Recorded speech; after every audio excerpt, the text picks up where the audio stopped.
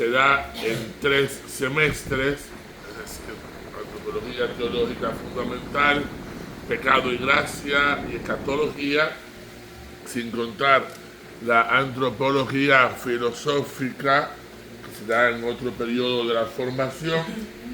Ya ustedes se darán cuenta lo arriesgado de pretender comunicar un tratado en 4 horas clase. Pero a nosotros lo que nos interesa por lo menos es quedarnos con el sabor de qué estudia la antropología teológica, de la necesidad de su estudio y por lo menos dedicar, como hemos dedicado un momento, un tema monotemático, valga la redundancia, sobre un tema fundamental que es la unidad del hombre. Lo veíamos ayer cuando estudiábamos la antropología en la Biblia, en el Antiguo Testamento, y decíamos del Antiguo Testamento, la tradición, la fe hebrea, ve al hombre como un ser compuesto, o mejor dicho, hecho de una única realidad. Es verdad, con unas características pluridimensionales, con una riqueza extraordinaria, podríamos decir incluso con toda una complejidad que nadie puede negar, pero como una realidad única en su estructura. Y esto entra en conflicto, o parece entrar en conflicto, o al menos en contradicción, con lo que luego la teología más tarde va a presentar cuando habla del hombre, que nos presenta al hombre como un compuesto, en esa dualidad de cuerpo y alma, que mal entendida ha traído grandes problemas al pensamiento teológico y a la comprensión de lo humano. Como si lo humano fueran dos realidades, en el peor de los casos, enfrentadas entre sí. El cuerpo sería lo malo, lo perecedero, de lo cual tenemos que librarnos, la fuente del mal y del pecado, y el alma sería la parte santa, pura, inmortal, como lo ve la filosofía, y por tanto la parte noble del hombre. Bueno, afortunadamente la antropología y la teología contemporánea nos invitan a una revisión del humano que nos permita darnos cuenta que aun manteniendo la pluridimensionalidad y la complejidad de esto que somos nosotros los seres humanos, logre superar el dualismo. Ya lo veíamos en la Biblia considera al hombre como una unidad psicosomática.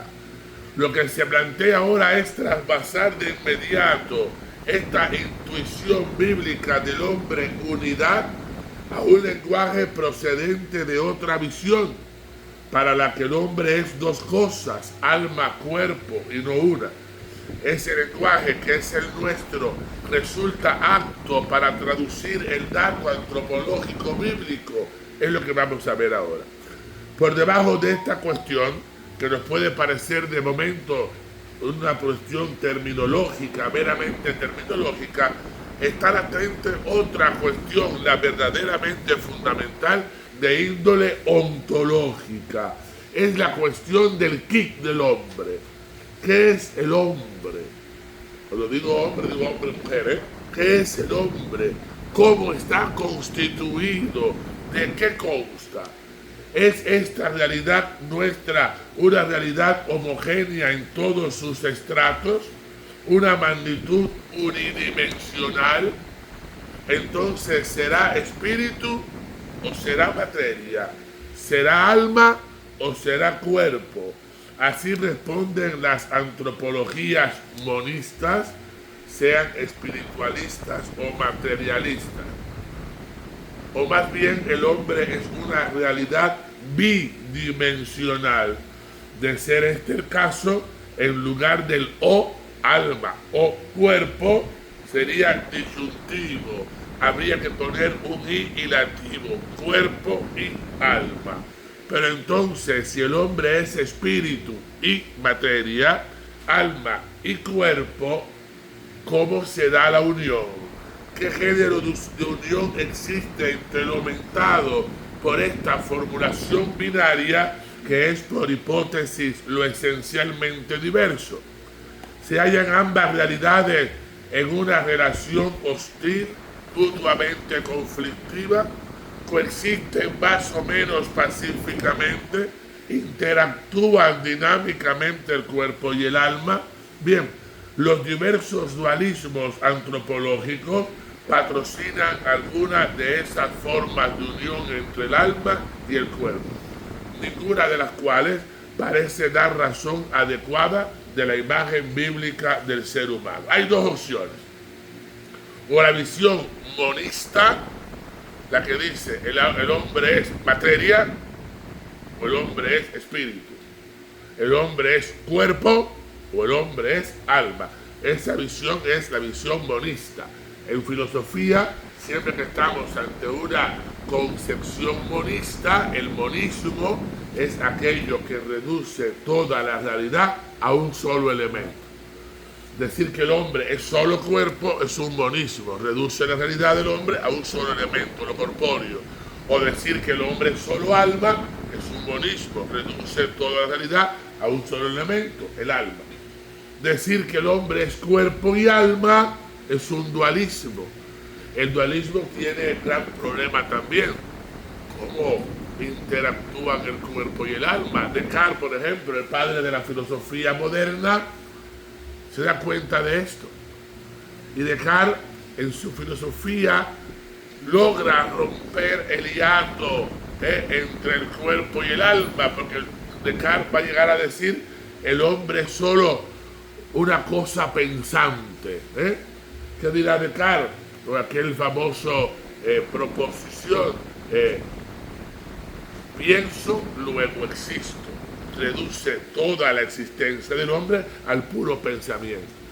Claro, Descartes se da cuenta inmediatamente después que ha dicho esto de un problema. Si yo soy solo pensamiento, si yo soy solo res extensa, res cogitans, si yo soy solo una cosa que piensa,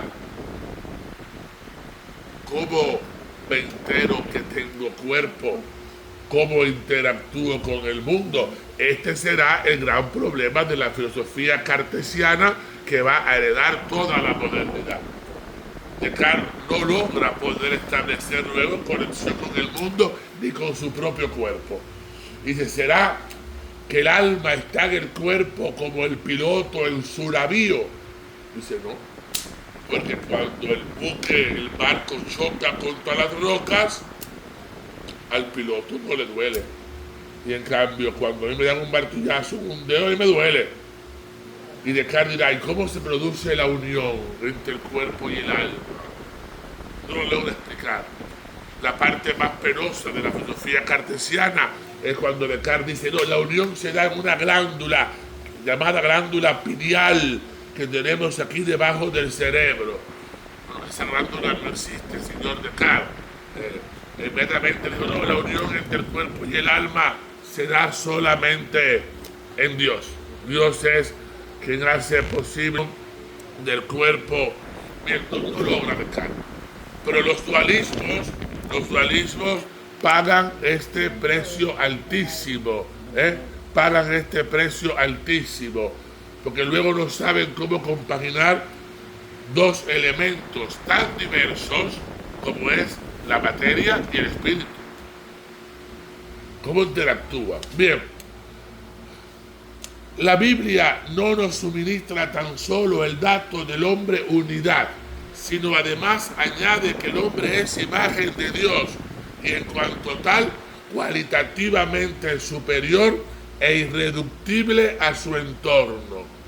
El primero de estos datos impone a la fe cristiana el no al dualismo.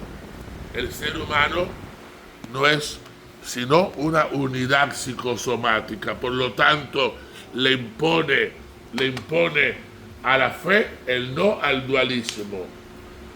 Y el segundo implica el no al monismo. si no somos reductibles al entorno, si no somos equiparables al resto de los demás seres vivientes, entonces es no al monismo, porque el hombre es más que el mundo material que lo rodea. Pero asimismo, en su versión espiritualista, también dice no, puesto que el ser imagen de Dios se predica también de la dimensión corpórea humana. ¿Me van siguiendo? La Biblia nos dice, no puede ser, no podemos acoger el dualismo, porque el hombre es una unidad psicosomática. Pero dice, además es superior al resto de los seres vivos, no se compara con el resto de los seres vivos, no es reductible a la pura biología. Entonces tampoco podemos aceptar el monismo, porque si decimos el hombre está hecho de lo mismo que está hecho el mundo, de la misma materia, entonces es el monismo. Pero la Biblia dice, no, hay algo distinto en el hombre. Así pues, la antropología cristiana, la visión cristiana del hombre, no puede ser ni dualista ni monista. No puede acoger la doble realidad ni la única realidad. Y entonces nos preguntamos, ¿cabe una vía tercera? Bien, objeto de este momento es explorar esa posibilidad, afirmando en el hombre una dualidad no dualista y una unidad no monista. Habrá que explicarlo. En el hombre hay una dualidad no dualista y una unidad no monista. Es esta tercera vía la que permite seguir utilizando el lenguaje alma-cuerpo. Tal lenguaje no sería posible en una concepción antropológica monista. Y además, tal lenguaje no puede significar en la esfera de la antropología cristiana lo que significa en las antropologías dualistas. Las nociones de alma y cuerpo adquieren pues derecho de ciudadanía en el lenguaje cristiano sobre el hombre en la remodelación de su contenido semántico. ¿Cuál será este contenido? Lo veremos ahora. Nuestra cuestión es fundamental para la visión cristiana del hombre, pues esa visión afirma su unidad en cuanto al origen, es decir, el hombre entero fue creado por el mismo y único Dios, el hombre entero. Y afirma lo mismo en cuanto al fin. El hombre entero será salvado en su integridad psicosomática, resurrección. Y no, síganme el discurso, y no en la supervivencia fraccionaria de una de sus partes. En este caso, la inmortalidad del alma sola. Afirmar la inmortalidad del alma sola no es teología cristiana, va en contra de la Biblia. Repito, ¿por qué es tan importante esto para la fe cristiana? Pues porque la teología cristiana afirma que el hombre entero fue creado por el mismo y único Dios, el hombre entero. Y afirma lo mismo en cuanto al fin.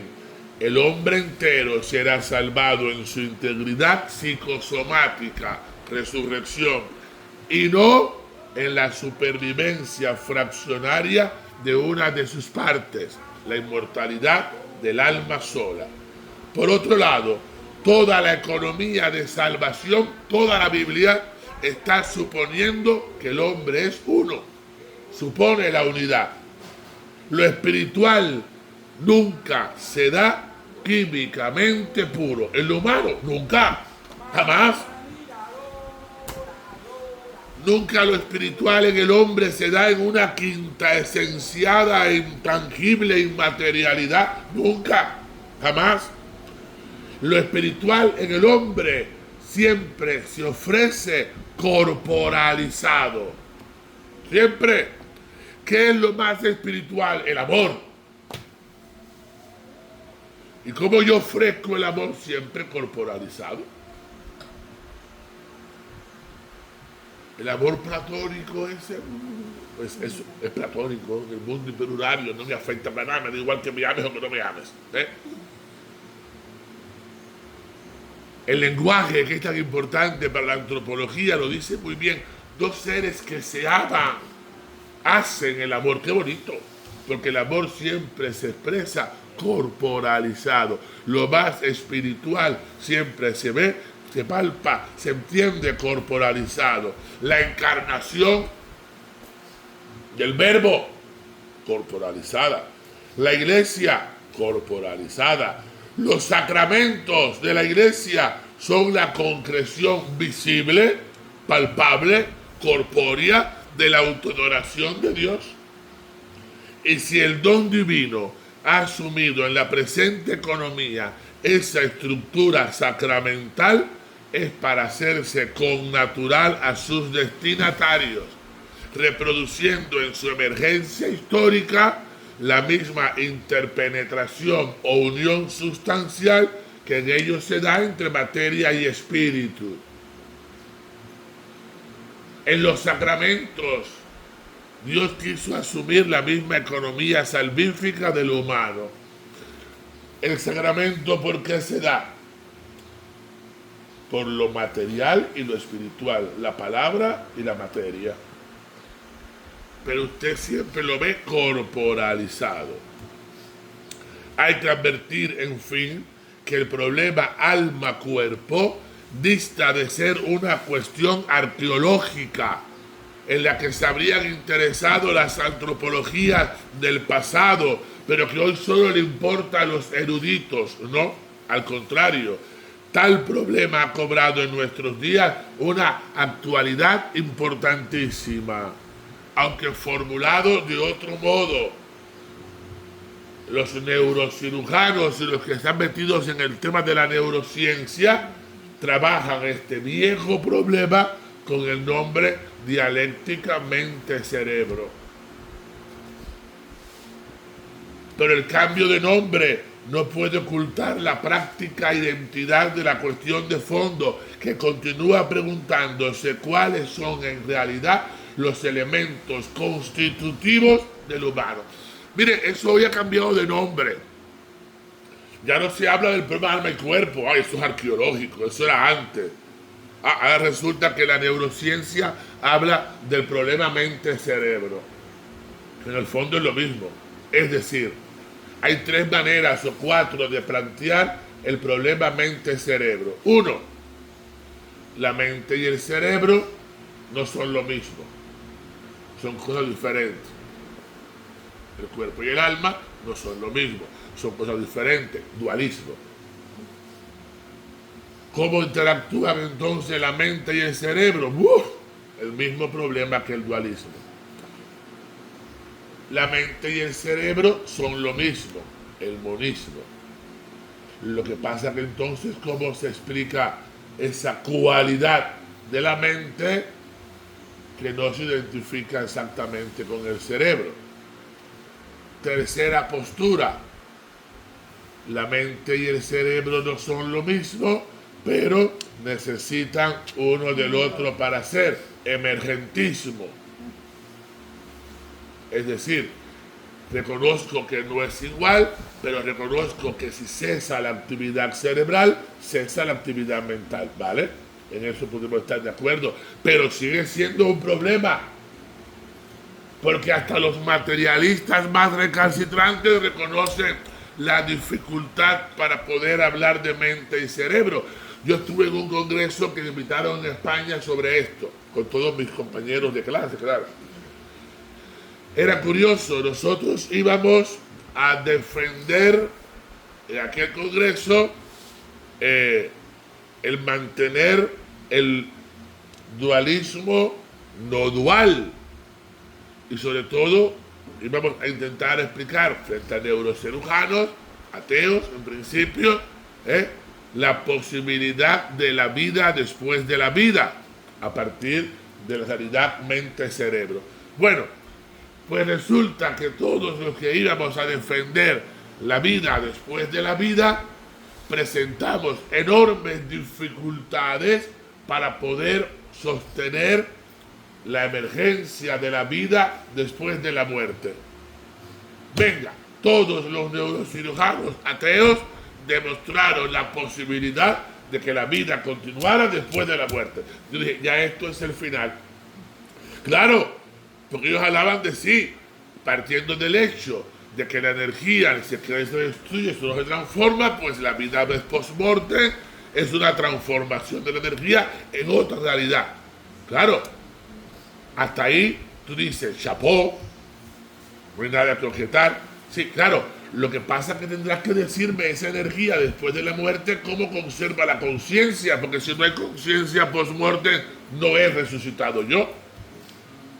Una energía.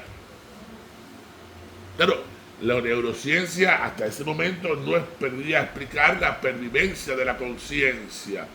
Y nosotros decíamos, claro, no se puede explicar la pervivencia de la conciencia si no salvamos de alguna manera la supervivencia de lo corpóreo. Porque la conciencia solo se da en lo corpóreo. Como en el lado de acá de la vida, si cesa la actividad cerebral, en un estado de encefalograma plano, no hay actividad, no hay mente, no hay actividad mental. Bien, ya sé yo que la escuela médica cubana todavía no se ha librado del encefalograma plano. En otras partes del mundo ya el último criterio no es el encefalograma plano, porque el encefalograma plano puede de momento, por alguna variante, volver a ser pipi y arrancar, y de la muerte no se vuelve. Por eso, en otras escuelas médicas del mundo se prefiere hablar ya no de encefalograma plano, sino hablar de lo que se llama el cese de la sincronía o la asincronía orgánica, más lindo, que en otras palabras, en palabras teológicas, ¿cómo le llamamos al cese de la sincronía orgánica?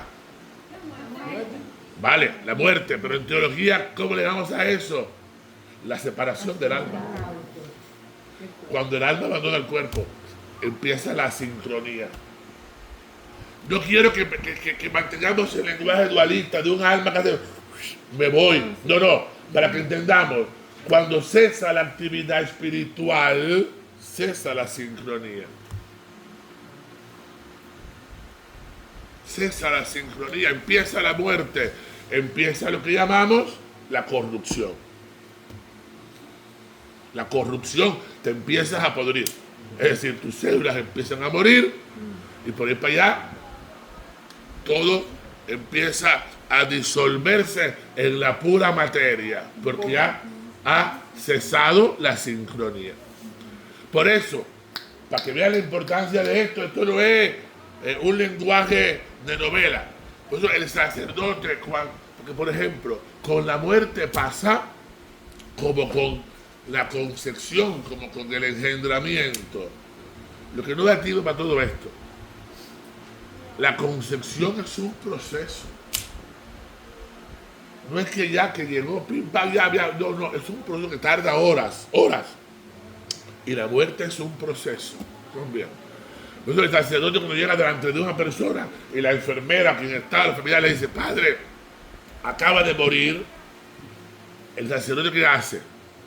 Por si aún estás vivo, te doy la unción de los enfermos. Porque no sabemos si el alma, claro, en un hospital con todos los medios puestos, sí. Podemos saber si ya no hay habitación del alma.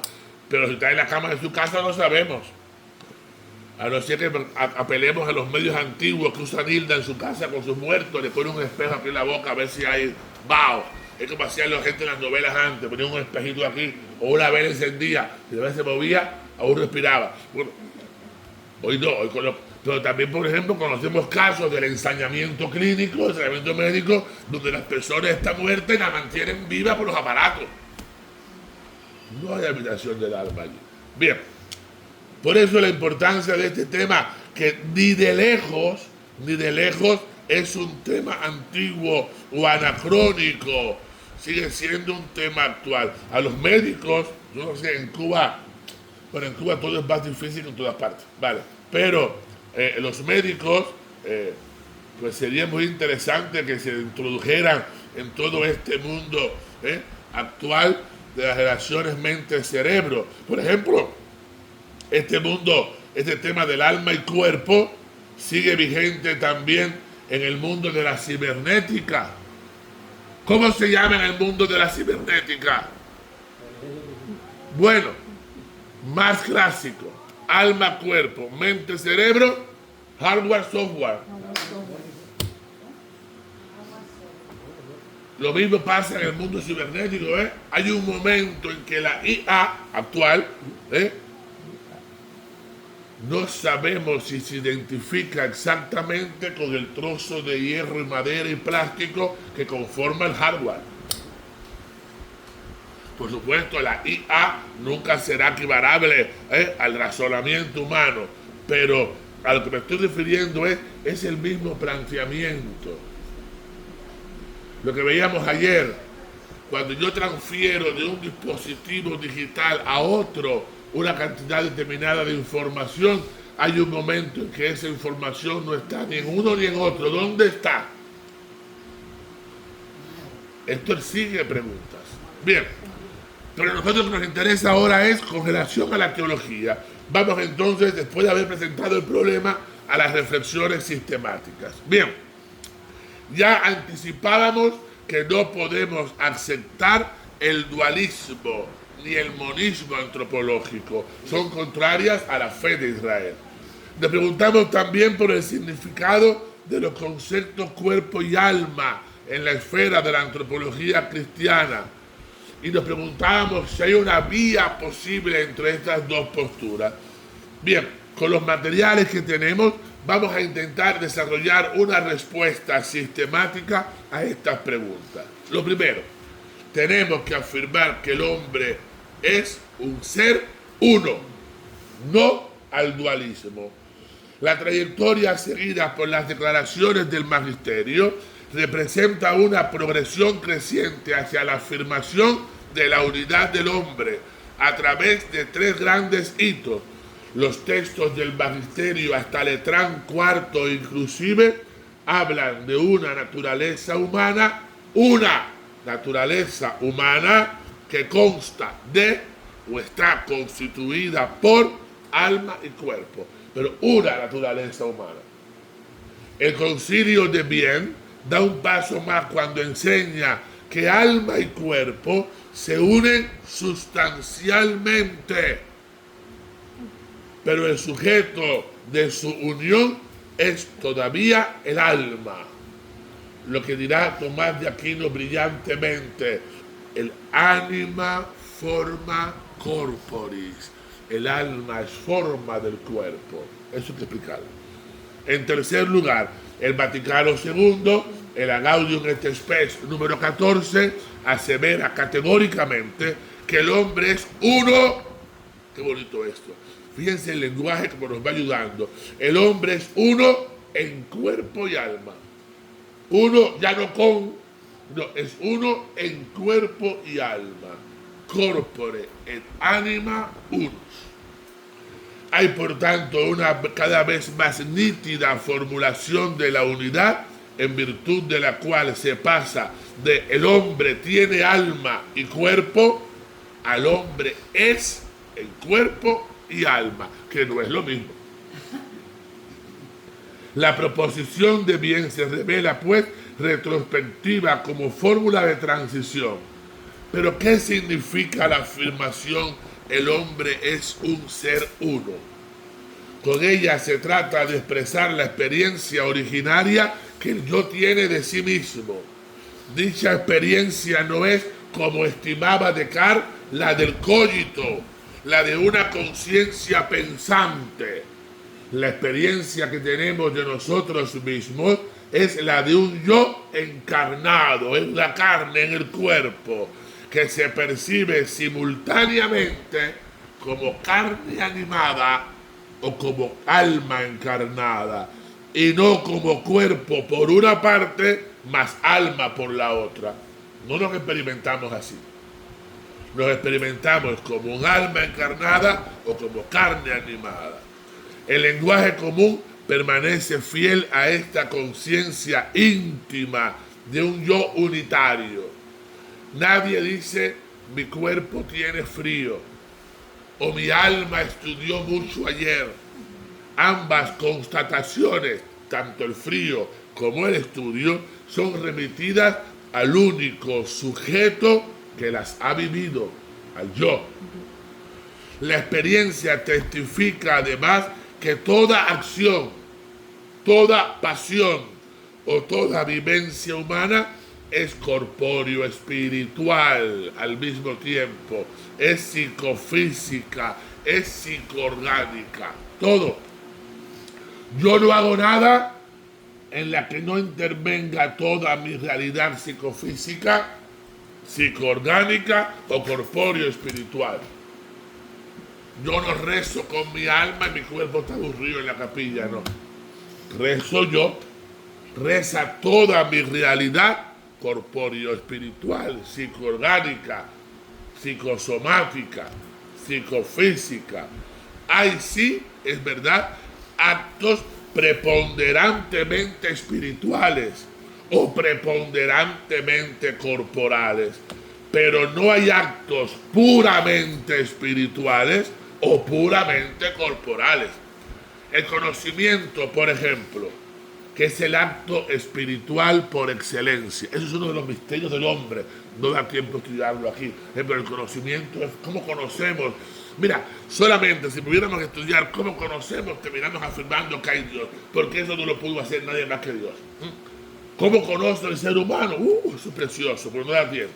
Bien, el conocimiento, que es el acto espiritual por excelencia, no se da, decía Santo Tomás de Aquino, sin una conversión ad fantasmata, es decir, sin una conversión al fantasma, a la imagen, a lo corpóreo, es decir, sin un arrancar de la experiencia de los sentidos. En naranjas, el conocimiento, que es lo más espiritual, no se da sino pasa por la experiencia de los sentidos. Dicho en lenguaje filosófico, nada hay en el entendimiento que no haya entrado por los sentidos, por lo corpóreo. ¿Cómo yo sé que Nilda es una mujer buena, santa, piadosa, trabajadora, luchadora? Porque tuve que conocer a Nilda por los sentidos, primero. Y la tengo yo que ver, luchando con el cubo de agua en la cabeza. Tuve que verla, si no, no sé esto. ¿Cómo yo sé y puedo estudiar matemática? Por los sentidos. Primero por los sentidos. Todo lo que está en el entendimiento, lo más espiritual, pasa por lo corpóreo. De otro lado, el sentir es en el hombre y solo en el hombre también un inteligir. Los gestos corporales delatan la interioridad del yo hasta el punto de singularizar y hacer reconocible a la persona. Las funciones vegetativas no se realizan por el ser humano de forma animal. Al contrario, lo más biológico, la nutrición, el sexo, la muerte, ha sido siempre lo más impregnado de símbolos, lo más ideológico, lo más ideologizado o espiritualizado. La más alta acción humana de la historia, ¿cuál? El acto redentor de Cristo comprendió una dimensión interior y espiritual, la voluntad de entrega amorosamente libre de Cristo y la plasmación corpórea de esta disposición anímica en los sucesos de la pasión. No bastó con que Cristo dijera: yo quiero entregar mi vida al Padre. Tuvo que extender sus brazos en la cruz y morir en la cruz.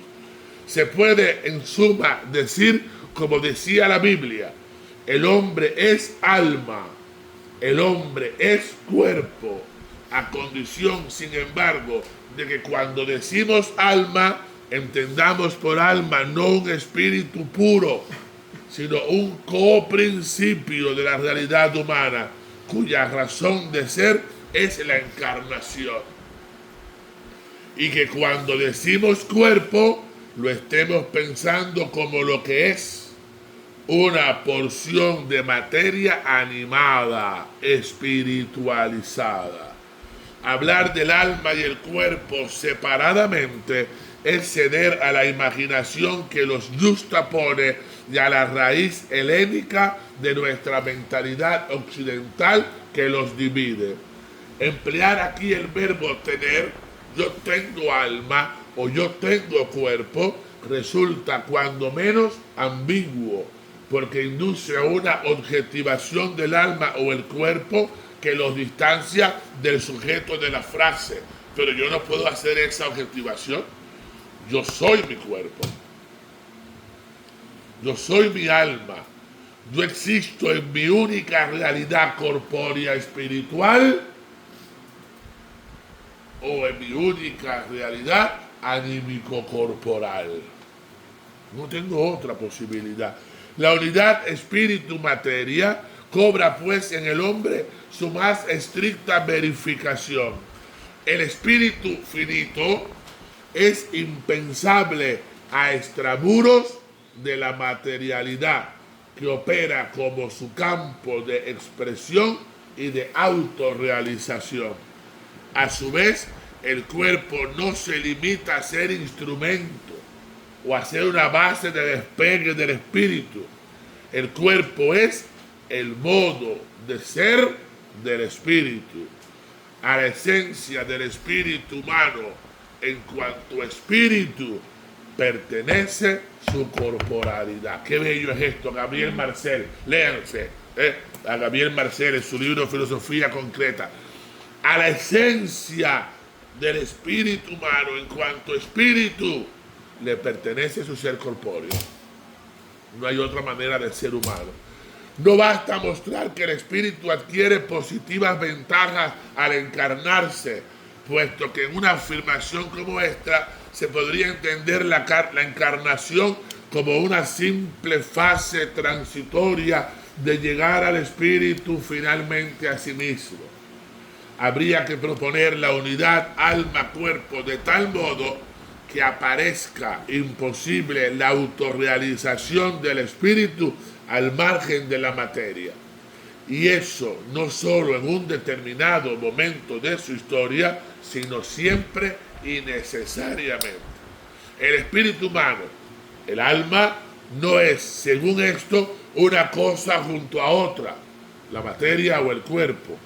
Es más bien uno de los factores estructurales del hecho total que es el hombre. La materia es, qué lindo,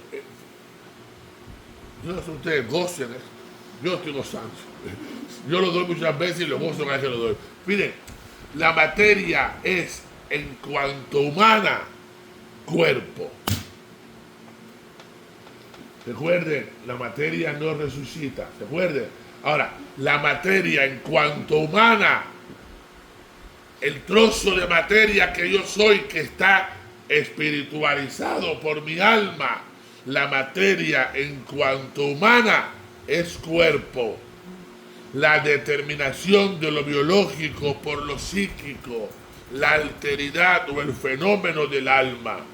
En otras palabras, mi cuerpo es la manifestación empírica de mi alma. Qué bonito es eso. Qué bonito es eso. Mi cuerpo, mi materia, en cuanto animada por el espíritu que yo soy, es cuerpo.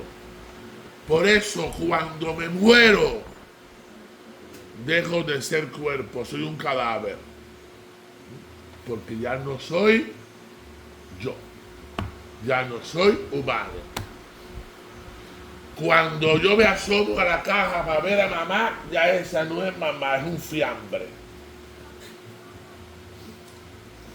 Mamá solo es mamá cuando estaba en esa unidad indestructible que es un cuerpo animado o un alma corporalizada, sí. ¿Y el alma? ¿Dónde queda eso? ¿Qué alma? Cuando muere el cuerpo, cuando la materia muere, el alma. ¿Se murió? ¿Murió? Vamos a llegar allí. Vamos a llegar allí. Vamos a llegar allí. Pero se muere el hombre. Se muere el hombre entero.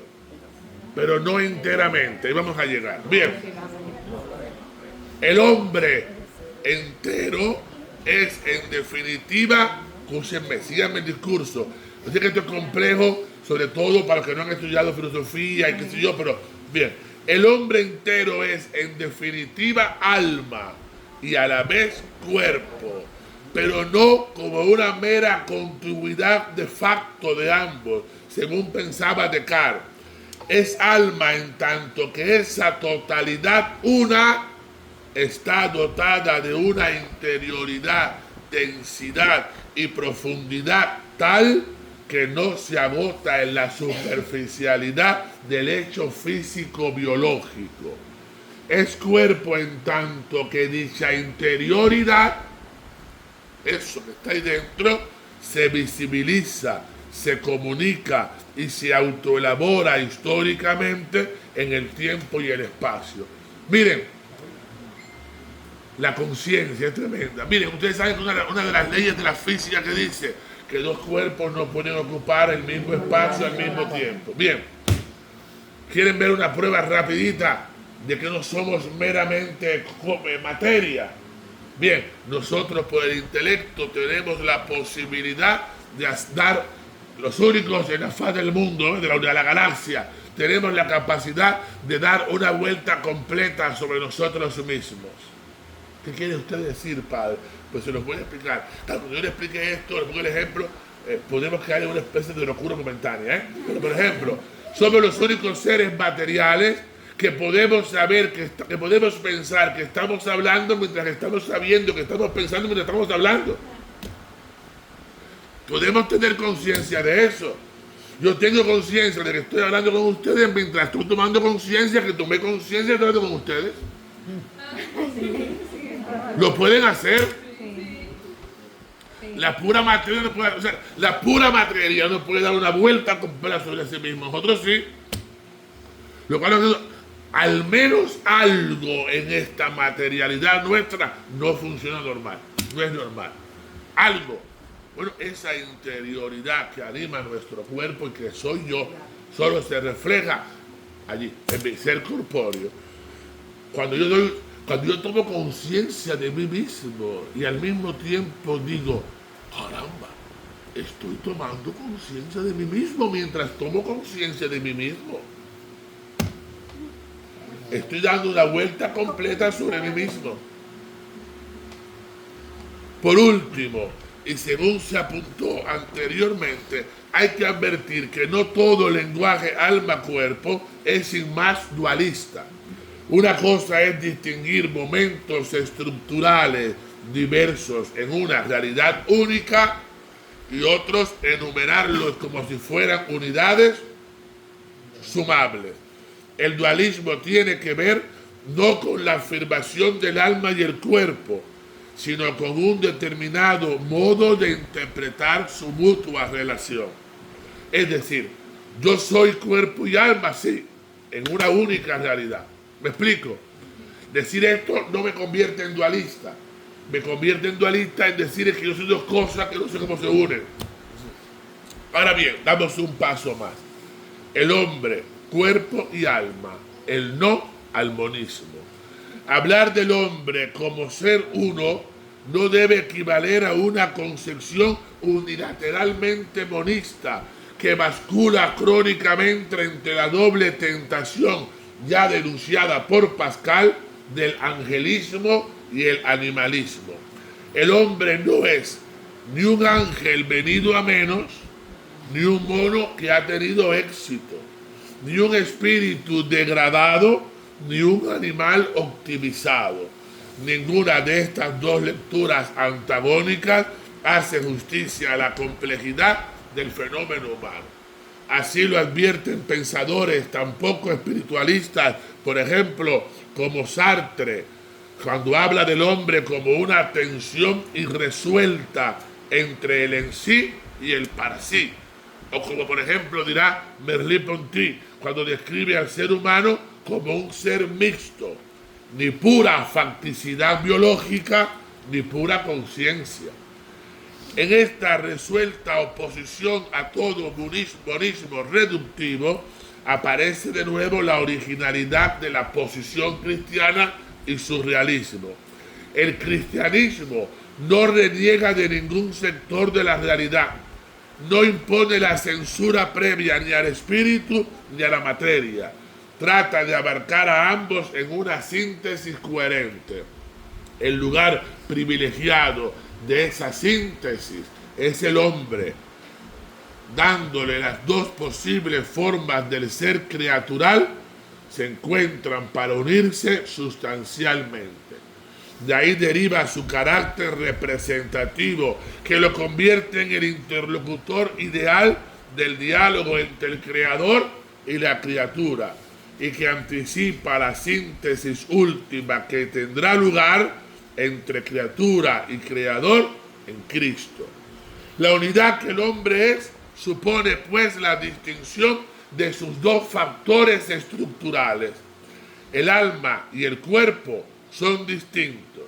El centro no es en efecto la periferia. El interior no es idéntico al interior. En suma, el alma no es el cuerpo.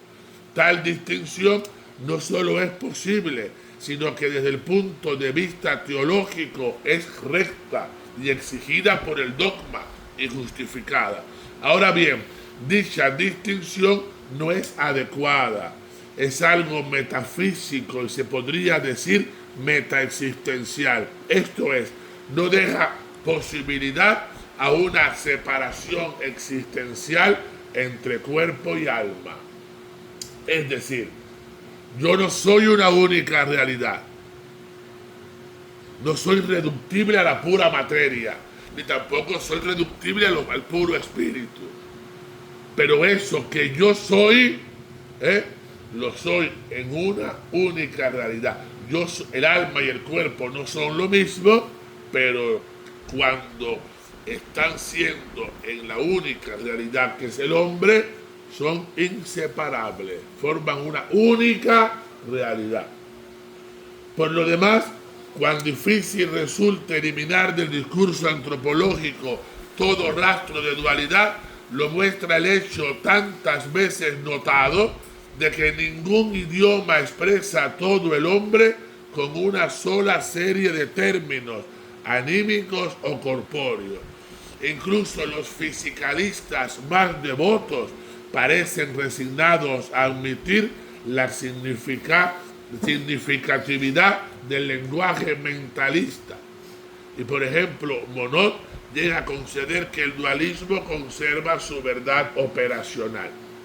Bien, la persistencia de expresiones duales se manifiesta también en frases como la mente es el software y el cerebro es el hardware, o el binomio bundiano del psicón-cerebro, o en la afirmación por demás trivial de que el cuerpo es materia organizada, como dicen los materialistas, afirmación insostenible sin la idea. Afirmar que el cuerpo es materia organizada es una afirmación que no se sostiene, porque la idea de organización añade un plus cualitativo a la materia, llámese a estructura, o como gustaban decir los ilemorfistas, formas. La arrogante recusación de toda dualidad conduce a situaciones cómicamente embrolladas. Por ejemplo, Bush se escandaliza de que en un congreso de filosofía todos los soviéticos, los filósofos soviéticos, polacos y del bloque del Este, todos materialistas y comunistas de aquel tiempo, se manifestaran como dualistas, por ejemplo. no aceptaban el monismo, lo cual es contradictorio, porque el marxismo admite el materialismo, y el materialismo es un monismo, porque reduce toda la realidad a pura materia. Recapitulando, el hombre no es ni solo cuerpo, ni solo alma.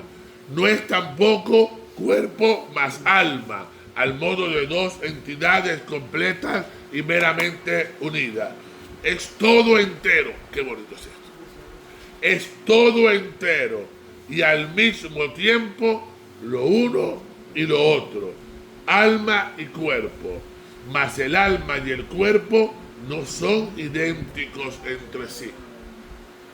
Nos falta solo por indagar el contenido no dualista, pero tampoco monista, atribuibles a las proposiciones: el hombre es cuerpo, el hombre es alma. Bien, vamos a dar el tercer paso. ¿Qué decimos cuando decimos el hombre es cuerpo? No es posible dar una definición del cuerpo que el hombre es, y ello no solo porque tampoco es posible contar, al menos por ahora, con una definición solvente de materia, sino y sobre todo porque para poder definir su cuerpo, el hombre tendría que distanciarse de él y así abarcarlo y delimitarlo, definirlo. Siendo y no teniendo cuerpo, el ser humano se identifica con él. Y por tanto, el definidor no puede entrar en lo definido, salvo que pretenda ser a la vez sujeto y objeto de una misma operación.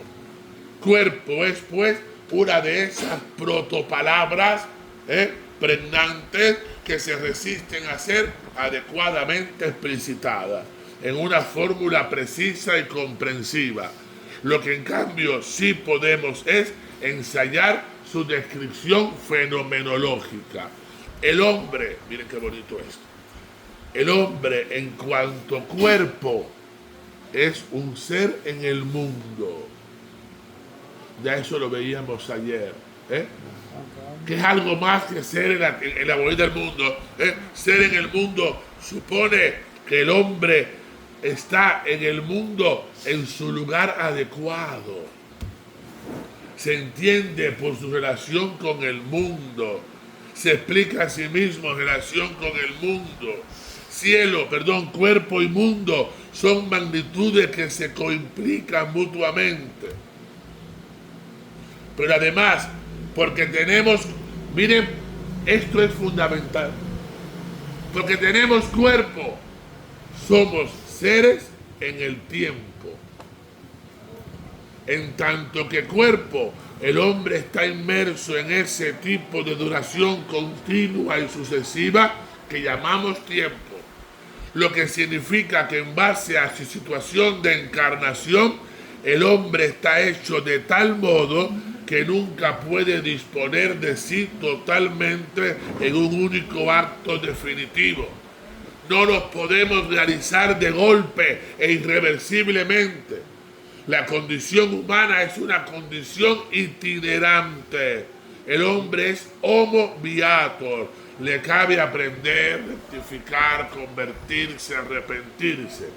Mientras que la libertad del espíritu puro, la de los ángeles, es riesgo total que se arrostra de una vez por todas, la libertad humana nunca decide irrevocablemente.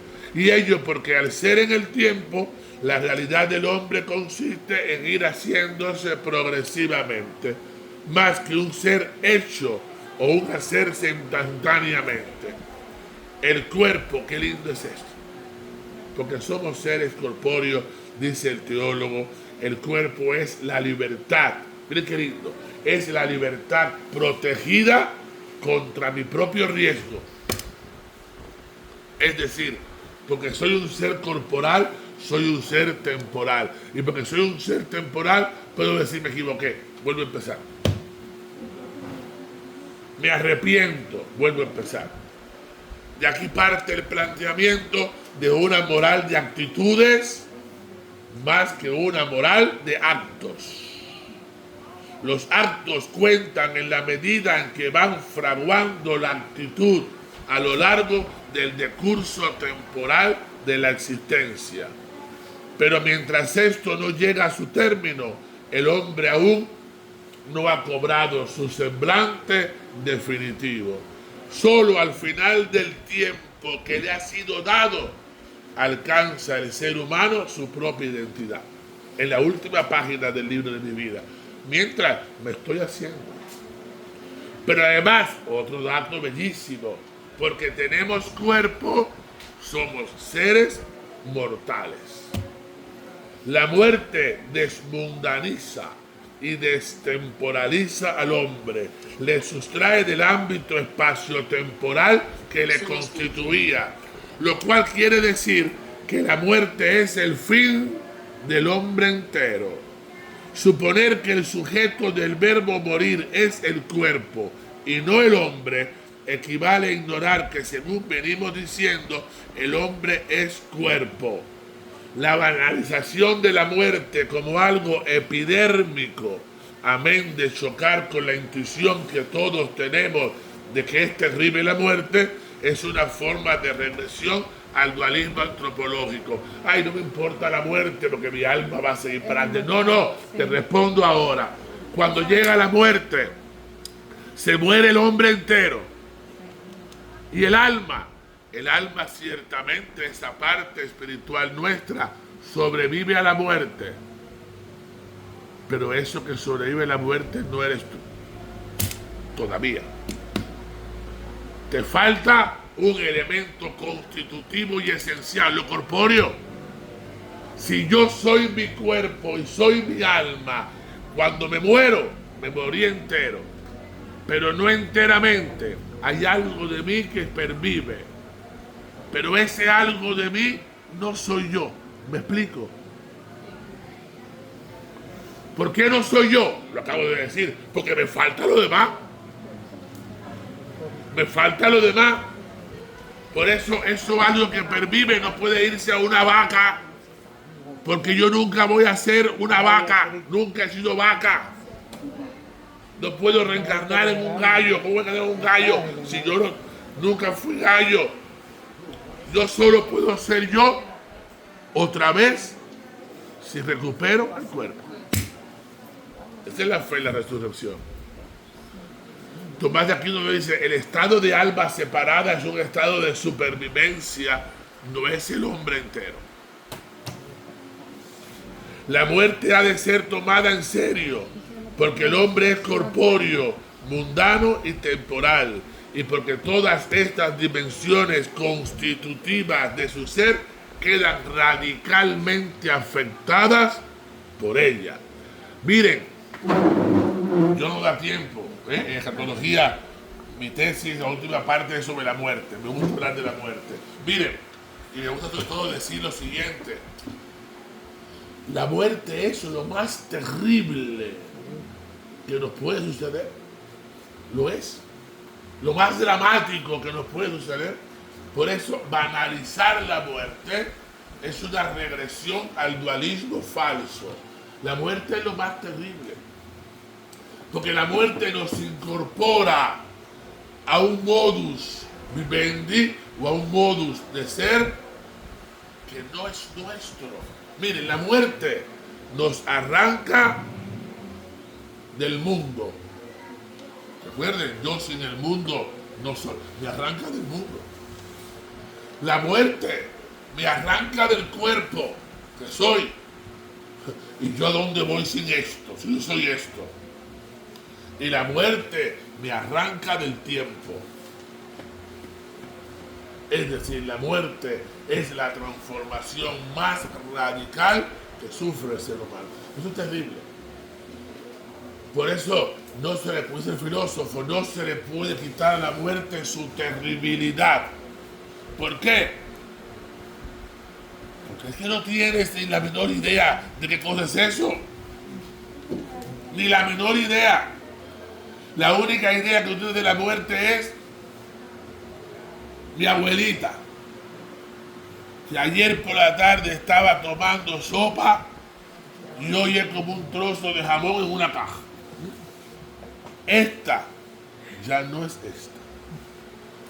Esta que está en la caja no es mi abuelita. Esto que está en la caja es un trozo de materia. Al que yo, por respeto a lo que eso fue, le brindo todas las obras de misericordia a vidas y por haber.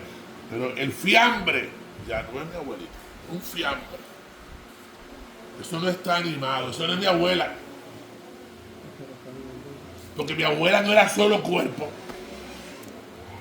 Por eso Levinas dice una frase bellísima, que los médicos, que son los más familiarizados con la muerte, y por ende los médicos son los menos adecuados para tratar en el caso de la muerte. Decía Manuel Levinas, cuando llega la muerte, miren qué bonito, además los que hemos vivido esto lo sabemos, cuando llega la muerte desaparece el rostro y aparece la máscara. ¿Nunca les ha pasado? ¿Nunca han visto a nadie morir? Eso es cuando alguien muere, inmediatamente usted nota que algo ha cambiado en su rostro. La primera experiencia que usted tiene es esa. Ya no es mamá. Repito, Dolé. Repítate. Desaparece el rostro. Desaparece el rostro y aparece la máscara. Cuando usted ve morir a alguien, ya el último aliento, espontáneamente hay algo en ti que te dice, ya no es mamá, se fue. La gente lo dice con el lenguaje que tenemos, se fue. Ya no está ahí. ¿Es así? Pues es un dato de experiencia, lo notas. Claro, digo lo de los médicos, que como están siempre viendo la muerte, se familiarizan de tal manera que no. Y como dice la poesía, para enterrar a tus muertos como se debe, cualquiera sirve, cualquiera, menos un sepulturero. ¿Por qué? Están acostumbrados a enterrar muertos y cogen la...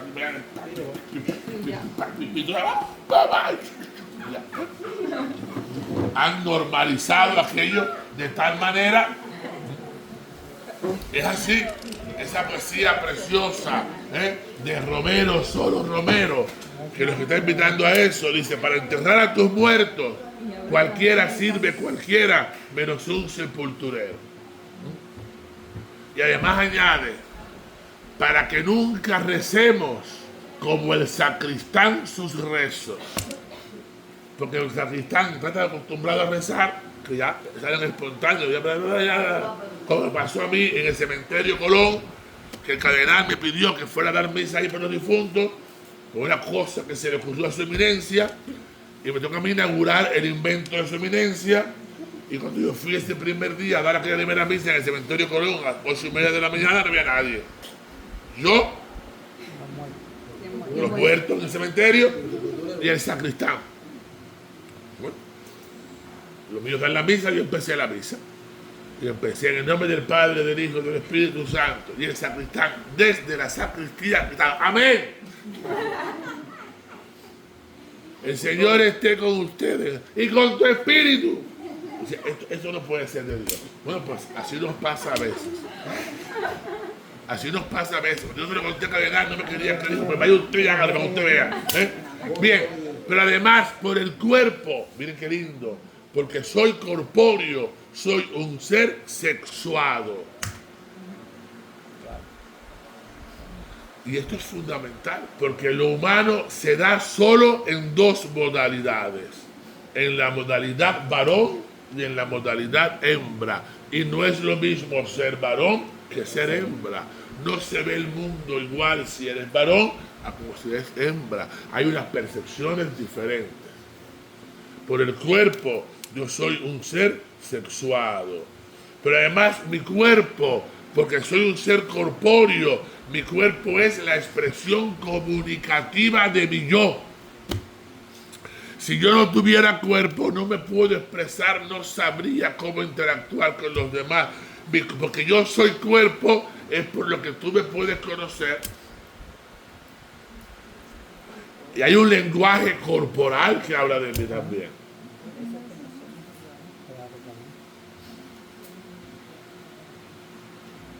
Un paso más. el hombre es alma. De nuevo nos topamos, y por las mismas razones apuntadas a propósito del cuerpo, con lo indefinible de otra protopalabra, el alma. Solo que aquí la dificultad se incrementa por motivos específicos.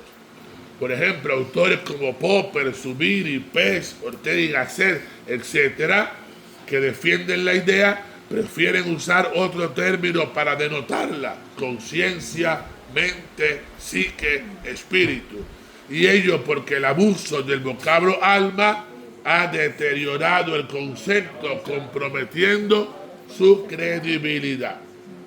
Bien, con todo, vamos, vean, no sean tan corpóreos. Con todo, la idea, sea cual fuere la voz que la designe, es insustituible para la teología. La teología nunca podrá renunciar al vocablo alma, habida cuenta de que con ella se expresan y tutelan, como veremos luego, unos mínimos antropológicos innegociables para la fe cristiana. De hecho, en el decenio de los 80 asistimos a una espectacular recuperación del concepto, tanto en la teología católica como en la teología protestante. Bien, vamos a resumir. Sobre el alma pueden proponerse dos cuestiones. Una, si es, ansit, y qué es, el quisit. La fe cristiana ha de responder afirmativamente a la primera, aun en el caso de que deje abierta la segunda, o contentarse a su propósito con acotaciones modestas. ¿Cuáles serían las acotaciones? Una vez que hemos dicho, el alma es, ¿qué es? Bien, ante todo hay que decir que el pensamiento cristiano entiende el kit del alma teologalmente, es decir, es más existencial y soteriológico que ontológico. El alma es la capacidad de referencia del hombre a la verdad y al amor eterno. Que el hombre sea alma significa que en virtud de su naturaleza creada está en un grado de encontrar a Dios, de ser para Dios un ser uno como Dios mismo. El espíritu es ese aspecto de la naturaleza humana por el que el hombre debe aprender de Dios cuál es su destino. El espíritu humano es participación recibida del Espíritu de Dios. Esta idea existencial y soteriológica, soteriológico en teología significa salvífico, de lo humano como capacidad de referencia a lo divino, refrendada por el Vaticano II en la Gaudium et Spes 1214, sería incomprensible si se dijese que el hombre es no ya cuerpo, sino solo cuerpo, silenciándose su alma o su espíritu. Del otro lado, y en términos ontológicos, hay que entender por alma al menos el coprincipio espiritual del ser uno del hombre. El hombre tiene dos coprincipios, el cuerpo y el alma. Está exigiendo una peculiaridad entitativa, ontológica del mismo ser hombre. El alma es un kit superestructural, un principio esencialmente transestructural y transorgánico. Hay que notar de todas formas que la concepción dialógica teologal que hemos señalado del alma y la conceptuación ontológica no se oponen, sino van juntas. ¿Por qué? Porque sería difícilmente sostenible una sin la otra. Si en efecto se dice que el hombre es alma o espíritu por su radical referencia a Dios, o porque haya sido llamado por Dios a contemplarle cara a cara, la cuestión no se resuelve, sino que se desplaza. Cabría instar, ¿y por qué Dios llama al hombre y el hombre capta esa llamada de Dios y nada de eso ocurre con ninguna otra criatura mundanal? ¿Qué hay en el hombre que lo hace solo a él? Idóneo oyente de la palabra. Bien, Esa es la realidad espiritual del hombre. Ahora, en cuanto a alma, ¿qué somos? Somos seres mundanos en la forma de la trascendencia respecto al mundo. Es decir, porque somos seres espirituales, somos seres mundanos, pero no reductibles al mundo. El ser humano no tiene entorno, tiene mundo. Las demás criaturas tienen entorno. Tú le cambias el entorno y mueren. El ser humano no. El ser humano transforma su entorno, porque es el único ser que se sabe diferente de su entorno. El gorrión no se sabe diferente de su entorno, por eso todos los gorriones hacen lo mismo, responden igual. El ser humano tiene mundo, se distancia del mundo. Yo no soy el árbol, yo no soy la piedra, yo no soy el gato, yo no soy. Por eso me gusta decirlo así en antropología. El radical problema del hombre empieza cuando el hombre dice yo soy. Ahí empieza la profunda soledad del hombre. Cuando toma conciencia hacia los 6 años aproximadamente, o antes, pero aproximadamente, de que tú no eres tu mamá, ni tu papá. Tú eres tú solito. Y que este paquete te toca a ti solito. Y que nadie se va a morir por ti. Y que nadie se va a casar por ti. Y que nadie va a ir a la escuela por ti. Ahí comienza la angustia existencial del humano, la profunda soledad. Eso no lo tienen los perros, lo ven nosotros.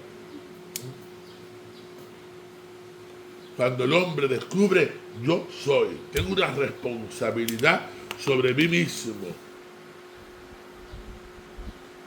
Yo no soy el mundo, soy diferente del mundo. Bien, por el alma somos seres temporales en la forma de la trascendencia respecto al tiempo. El hombre es en el tiempo, cuerpo, trascendiéndolo, comunicándole una pulsión peculiar que obliga a distinguir. Esto no lo tienen los animales, nosotros sí, que nos obliga a distinguir entre el tiempo físico y el tiempo vivido. No es lo mismo.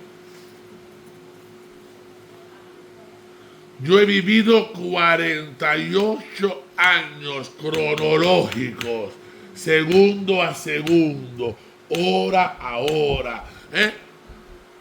Sin embargo, a mí me parece que fue ayer que yo estaba en mi casa jugando. O sea, hay una asincronía entre el tiempo físico y el tiempo vivido.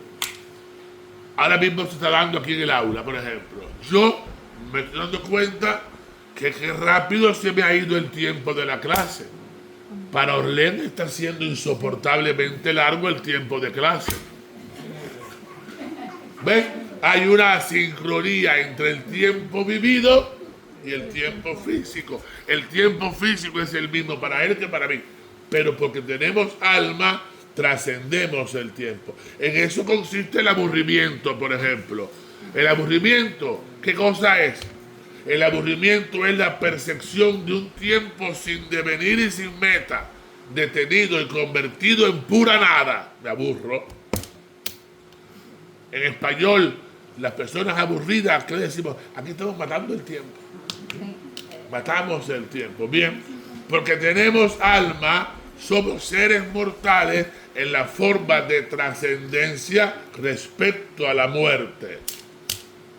Hay algo en nosotros que sobrevive a la muerte.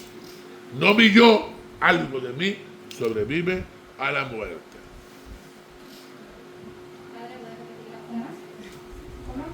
Porque tengo alma, soy en definitiva un ser mortal en la forma de trascendencia respecto a la muerte.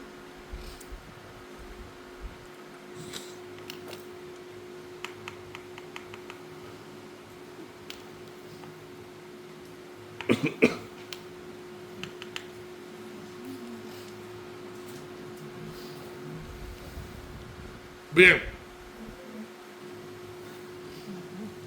con esto queremos dejar claro entonces que a la hora de hablar del hombre en teología y en antropología teológica, tenemos que darnos cuenta que somos un fenómeno complejo, pluridimensional, pero que somos en definitiva una única realidad en esa doble variante o doble dimensión que es la de ser en mi cuerpo y en mi alma. Ser en mi cuerpo. Claro, no da tiempo para todo esto, pero por ejemplo aquí cabría haber un apartado por el tema, todo el tema de la inmortalidad del alma. No es lo mismo la inmortalidad del alma que la resurrección.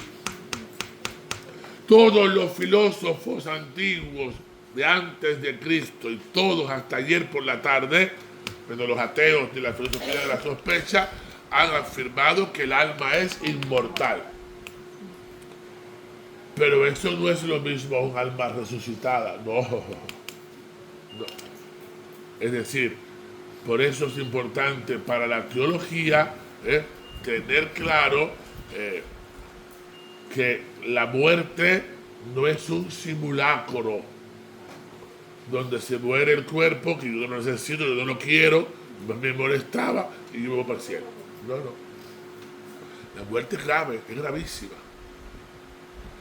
Por eso no podemos hablar de inmortalidad después de la muerte, hay que hablar de resurrección. Es decir, yo necesito ser restaurado. En una antropología unitaria, muerte es el fin del hombre entero. Si a ese hombre, a pesar de la muerte, se le promete un futuro, dicho futuro solo puede pensarse adecuadamente como resurrección. Es decir, como un recobrar la vida en todas sus dimensiones. También, por tanto, en la corporeidad.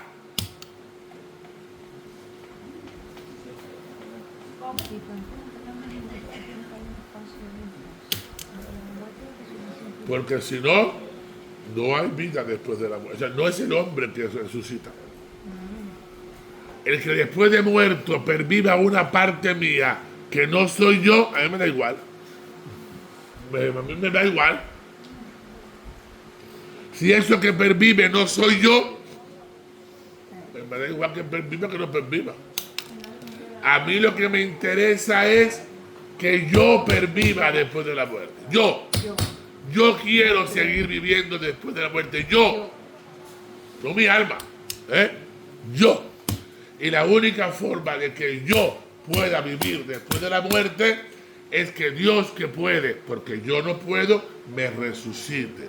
Es decir, Dios ha colocado en mí las condiciones de posibilidad para la resurrección. Pero si Dios no las actúa en mí, yo no puedo resucitar. Por eso, cuando yo me muera, que me muero todito entero, Dios me resucita. Pero Dios no tiene ningún interés en resucitar mi alma sola o mi cuerpo solo, porque ese no soy yo. Y Dios a quien ama no es a mi alma sola ni a mi cuerpo solo. Dios me ama a mí. Por tanto, cuando Dios me resucite después de la muerte, Dios me resucitará en cuerpo y alma. Y esto es fe de la iglesia. Lo decimos, eso lo decimos en el credo al final. Creo en la resurrección de los muertos y en la vida del mundo futuro. Y el credo apostólico lo dice más lindo. Creo en la resurrección del basar, de la carne. La carne. Resucitará mi carne, Padre. Ay, no. Resucitará mi cuerpo, que es más que la carne. ¿Dónde se asienta entonces la corporalidad después de la muerte? ¿En qué? En toda una serie de condiciones y realidades que están en ti y que son imposibles sin la corporalidad, como por ejemplo la memoria, los recuerdos, el sentimiento, la historia. Ese es tu cuerpo, ese es tu yo. O te mueras, tú vas a seguir, y resucites, tú vas a seguir diciendo, yo montaba la bicicleta. O yo voy a montar una bicicleta espiritual que hay en el cielo ahora. Pero si no resucitas con el cuerpo, un ejemplo, este es el lenguaje dualista. Si no resucitas con el cuerpo y solo resucitaras con tu alma, entonces no habría memoria en ti. O sea, todo aquello relacionado con lo corpóreo desaparece. No eres tú.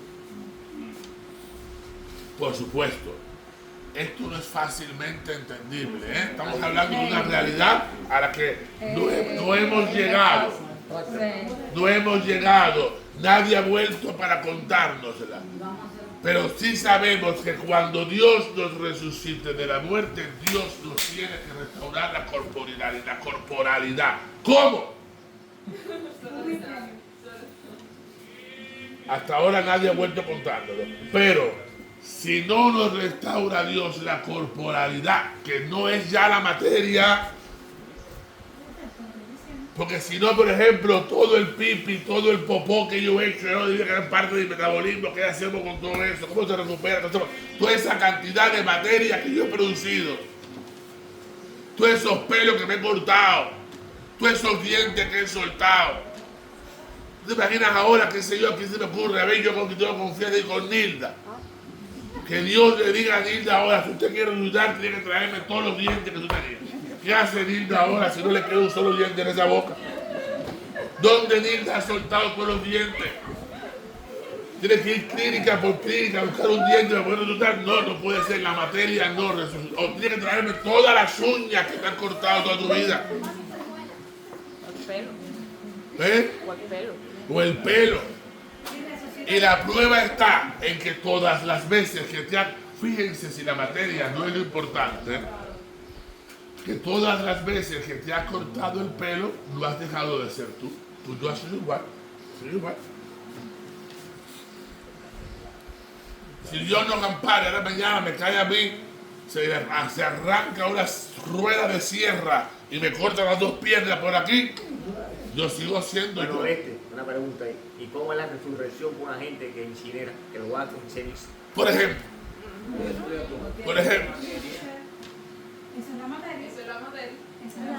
Igual que para otras personas que no han incinerado, Dios restaurará la corporalidad, que no es la materia.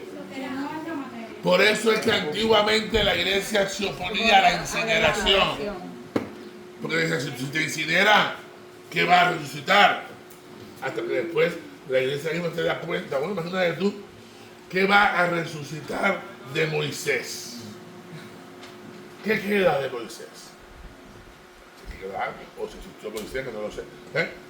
¿Qué va a resucitar de Abraham, nuestro padre Abraham, que tiene muchos hijos? ¿Qué va a resucitar, por ejemplo, del que le reventó arriba la bomba de Hiroshima y Nagasaki, que se hizo uno con el universo? ¿Qué va a resucitar del que se lo comió un tiburón o un león? Que el león no metabolizó su parte de sí. O sea, hay quien dice, Dios en su todo poder recuperará toda esa materia. Y saltará otro y dirá, y no es más fácil que te dé un cuerpo nuevo. No. Si me da un cuerpo nuevo, no soy yo. Yo necesito el mío. Pero el mío no es reductible a la materia. Y lo seguimos probando de esta manera. Mañana a ti te operan y te sacan un riñón. Y tú sigues siendo tú con un riñón. Tu yo, tu ser, no se ha afectado. Y me vuelve a poner malito. Y me sacan un pulmón. Sigo respirando con otro. Ni yo, lo que yo soy, que es lo que va a resucitar, no se ha afectado. y cogí gangrena, me cortaron un pie, ya le falta un pie, un riñón y un pulmón. Sigue siendo Y me sacan el apéndice y la vesícula. me queda puesto. Muy parece que mi abuela iba por ahí más o menos, ¿no? Tú. Mi abuela le habían operado de todo ya, de todo. Ya le quedaban solo los órganos imprescindibles para no vivir, para no morirse. Pero sigo siendo yo. Entonces, cuando yo me muera al final, ¿para qué yo quiero mis piernitas si yo me morí siendo yo y voy a resucitar yo? Que se queden las piernas por ahí. Ay, padre, usted va a estar en el cielo sin piernas. No, pero mi corporalidad no tiene que ver. Yo sé que esto es muy difícil de entender y yo no se lo puedo explicar porque estamos hablando de una realidad que nos sobrepasa. Pero aunque nos sobrepase, la fe nos exige coherencia en la credibilidad y no podemos decir otra cosa porque lo otro sería contrario. Sí. Es que creo también que la mayoría de las personas tenemos la creencia de que vamos a resucitar en el mismo, digamos, plano. O sea, mañana yo me muero y voy a resucitar aquí entre nosotros. La vieja no. Dios nos libre.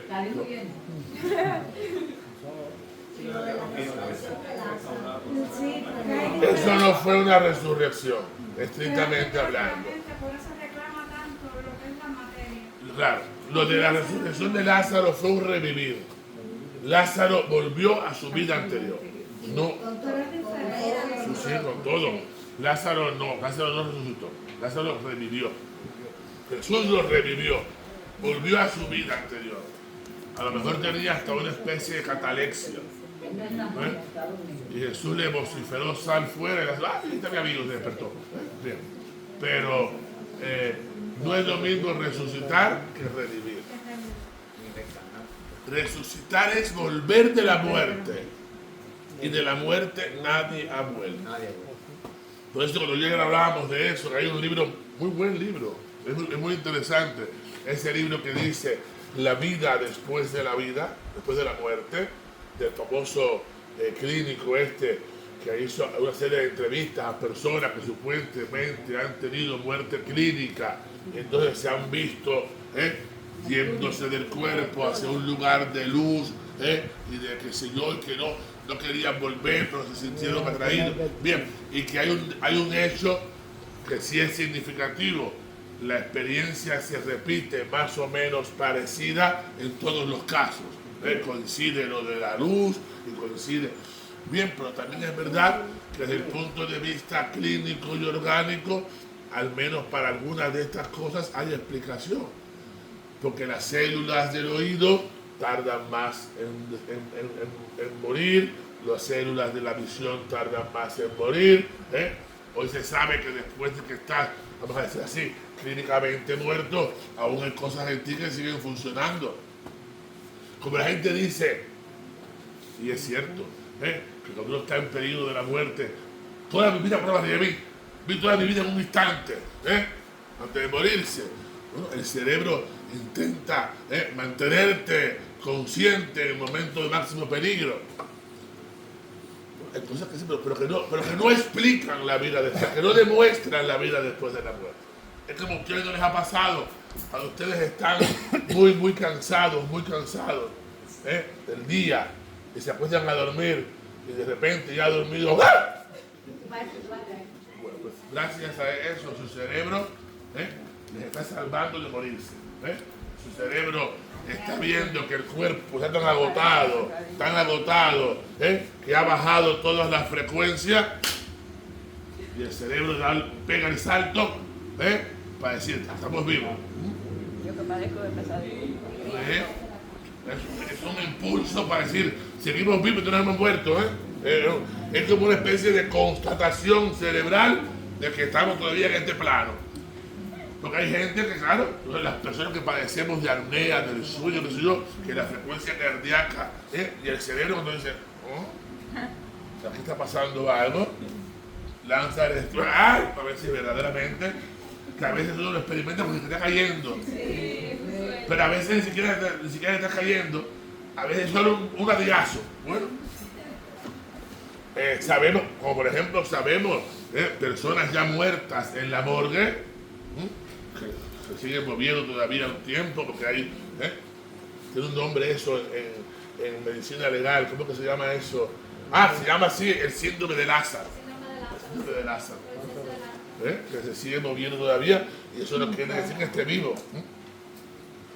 Bueno, lo del libro La vida después de la vida, es muy interesante, pero no demuestra que haya vida después de la vida. O sea, ¿por qué? Pues porque todos estos fenómenos pueden ser explicables desde este plano. Ahora, lo que sabemos es que al plano que vamos, y eso sí lo sabemos por fe y porque le hemos dado crédito a la palabra de Dios, es un plano absolutamente nuevo del que no hemos vuelto, pero que eso no nos priva de razonar sobre él. O sea, lo que sí tenemos claro es que aunque no sepamos muy bien cómo, Dios tiene que, si quiere, resucitarnos para que sigamos siendo los seres que somos hoy, que entramos en relación con Él. Dios tiene que darnos esos mínimos constitutivos nuestros para seguir siendo yo. Porque yo nunca he tenido conciencia de alma separada, no sé yo que yo seré un alma sola, qué sé yo, no tengo ni idea. Como tampoco nunca he tenido la experiencia de ser puro cuerpo tampoco. Ni los actos más cutres son puro cuerpo. Levánteme la mano todos los que van a hacer popó con el celular en la mano. Sean sinceros, la mayoría ya. Antes los viejos con el periódico, con una revista. Ahora con el celular. Lo cual te dice, ni eso que es lo más instintual. Digo, para ti está colmado de un significado. Tú lo has significado. Tú no lo haces de cualquier manera. ¿Sabes? Me hago popó y vas para el medio del patio. Y no, tú vas al baño, cierras la puerta, te sientas en la taza, te lavas, te bañas. Lo haces como los perros, como terminas. O sea, no somos puro cuerpo, no somos puro cuerpo. Hasta esas cosas ya están pasadas por el filtro de lo cultural y de lo espiritual. Pues viene a la mente esto, cuando estamos viendo en vida, el Padre Pío, su transmutación, que se trasladaba a un lado como Y San Martín de Porres también.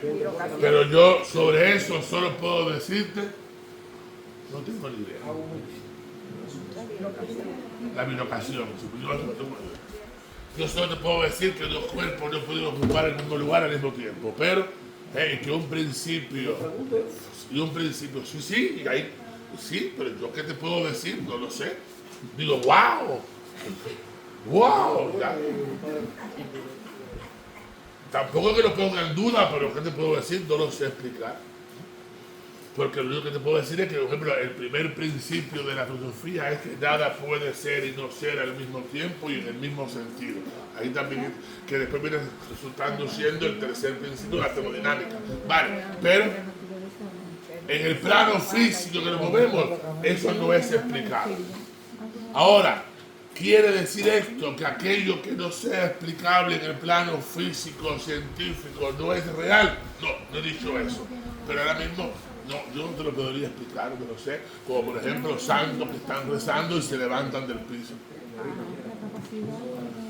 Solamente te puedo decir que a mí nunca me ha pasado. Yo siempre que rezo, estoy en mi puesto, nunca me he levantado. No sé si la hermana alguna vez te ha levantado la oración en el aire. No, yo tampoco. Bueno, sí, eso sí. No, mira, por ejemplo, hay cosas tremendas en las biografías de los santos, pero mira, Pedro de Córdoba, el primer prior que tuvo los dominicos en América, en nuestro convento de Santo Domingo, que se lo comieron los aborígenes pacíficos y buenos que había aquí, cuando se fue a Venezuela, de Dominicana fue a Venezuela a predicar el Evangelio, ahí le escribieron atrás los aborígenes para comérselo, huyendo, llegó a la orilla del mar, veía que se iban a comer, que no sabía qué hacer, y lo único que se le pudo ocurrir fue, se quitó la capa, se montó en la capa, y llegó a Santo Domingo montó en la capa por arriba del mar. Se montó en la capa. ¿Tú te imaginas si yo pudiera ir montado en la capa para Miami? Bueno, yo no tengo esa fe, a mí no me resulta, a él sí. Y en Santo Domingo, mis hermanos juran y perjuran que sí, que está enterrado allí. Yo creo que más bien se lo comieron en Venezuela. Pero, oye, en nuestro convento de Salamanca, ahí está Pedro de Córdoba. O sea, yo veo su tumba cada vez que voy. Pero bueno, yo eso, ¿qué quieres que te diga? Es increíble, no me lo puedo creer, pero tampoco soy tan santo como Pedro de Córdoba. Como Pedro de Córdoba, que bajamos, entonces estoy en la capa, con lo mediocre que tú eres. Si fueras como yo, sí, pero bueno, yo no. Yo con mi capa lo único que he conseguido hacer es embarrarla de cera y sudar muchísimo.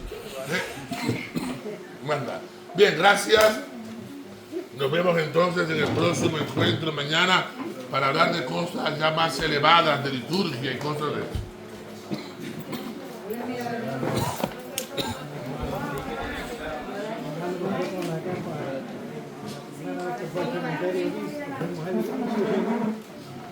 Como cogió quizás.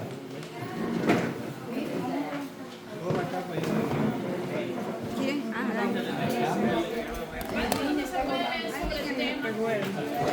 ¿Sobre cuál tema?